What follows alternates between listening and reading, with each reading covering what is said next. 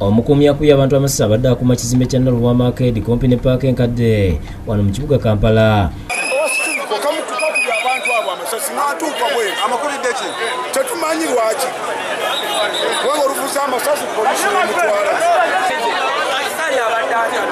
Ono wa kampuni ya bwannannyini eya SWAT ng'akubye abantu basatu amasasi omu n'amuttirawo nga kigamba okuba ng'entabwe evudde ku kubagana kuyita kumpi ne wakuuma ne beerema. Askari ayina teeka y'okuba omuntu sasi okuyita ku lubalazaawo. Omuntu ayita bibye aba shoppinga bibye abagula bibye nanda bakapiteewo ekisogedde ekyo n'abasindikale nga mawaya Askari katuyiteewo ono azikati yakozeyo nasala kulesha pula basasi osegeera bino bibadde ku ssaawa emu n'ekitundu ez'akawungeezi ng'abantu bakuŋŋaanye mu bungi okulaba ogubadde era ne bavumirira ekikolwa eky'omukuumi ono.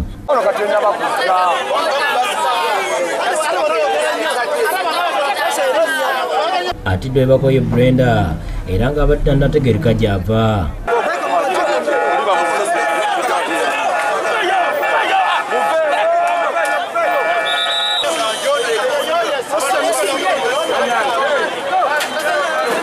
Omulala bakubiddwa amasiba kirala ajera nga poliisi ezze ne mutwala mu ddwaliro Mulago okuggyibwamu Sisiri mukubiddwa.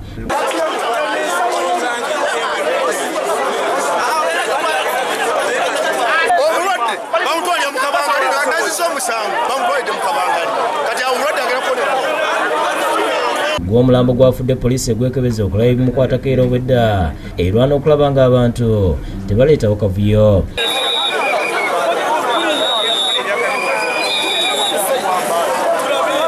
Ssente w'ekitundu kino ekya UTC Zone Kirumaganyi Badru annyodde ku mbeera ebaddewo.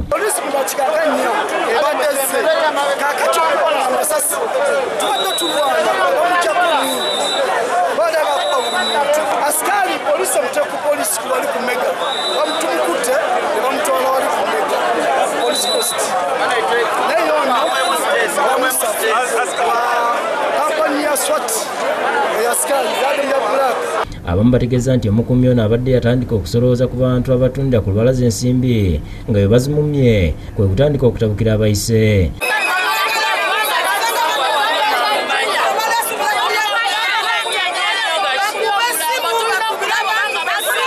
Omukuumi atwaliddwa ku poliisi ya CPS n'aggalirwa ng'okunoonyeza okugenda mu maaso. Senfuma Joseph Innocent ne Yuda Namyalo okusekidde gwino ku Bukedde TV.